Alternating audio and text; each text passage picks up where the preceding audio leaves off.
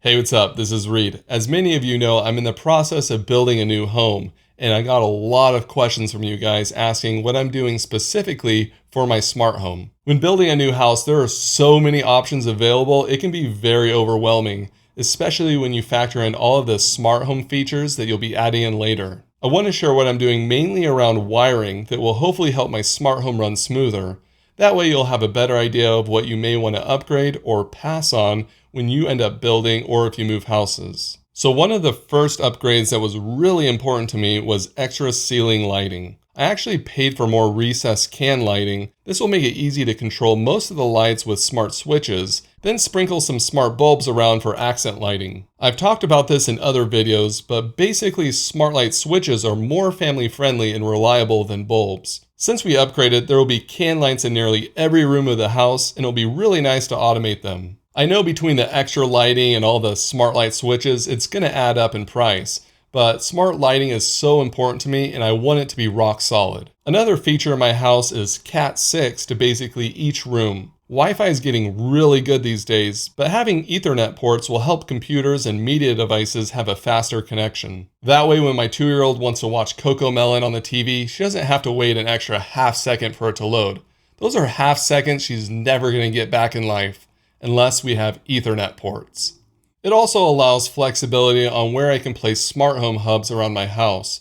That way I'm not limited to just where the modem is, and I can place them in different rooms for better coverage. As for Wi-Fi, there will be some wiring in the ceiling for several mesh Wi-Fi nodes on opposite ends of the house. All of the wiring is going to a structured network panel, so all of the connections will be super fast. I'm also going to get fiber, which I'm very excited for. I've been wanting fiber for so long, and they're going to have a conduit sleeve from the structured network panel to the outside of the house for easier installation. I'm also adding Ethernet for 4 PoE cameras on the outside of my house.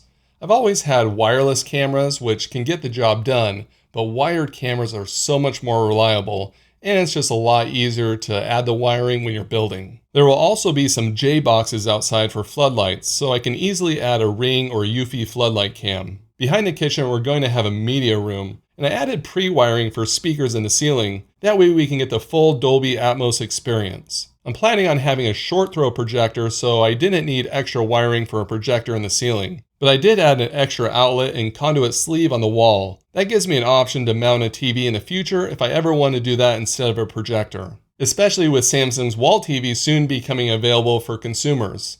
Samsung's Wall TV, Kids College. There are a few other spots around the house with a conduit sleeve and an outlet for mounting a TV as well. Lastly, there's some extra outlets because you can never have too many outlets.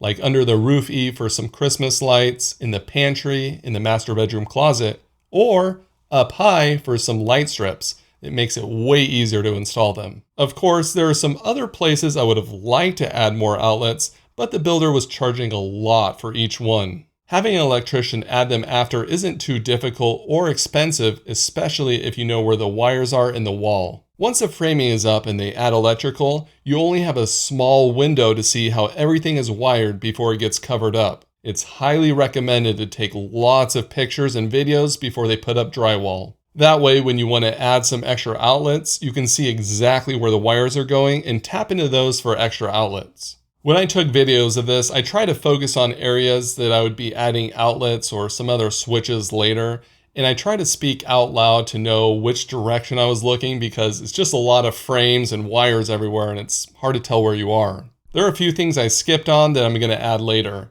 One of them is light strips. The builder was going to charge 10 times the cost of what they are, so I'm just going to put that in myself. The other thing is a hardwired security system. Some people might prefer that, but I personally like wireless sensors. They have always worked fine for me, and they are easy to change if I need to. Also, my builder did not have any options for wiring smart window shades.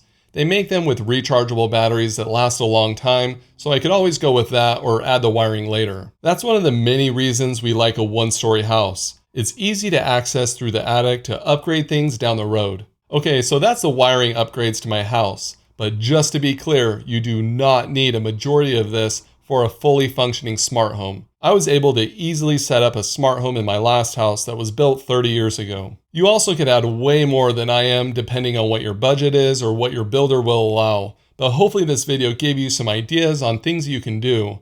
I'll be sharing more updates on building out my future smart home, so make sure you're following the channel with the bell notifications turned on. Thanks for watching, and we'll see you again next time. Dad, how many Ethernet ports am I going to have in my room? Just one. Wow, you're a disappointment and the worst YouTuber.